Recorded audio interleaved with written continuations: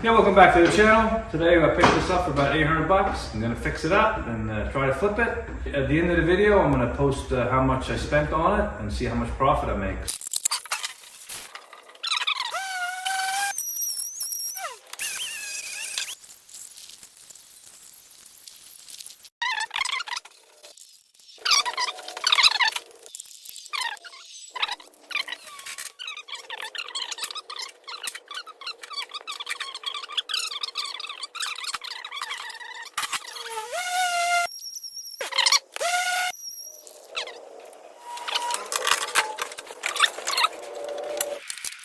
So this tractor cost me about $800 Canadian. I got $150 into it. So if I sell this for $2,000 in the spring, I'll make a profit of just over $1,000 and I've got about 6 hours into it. So that comes out to $175 an hour.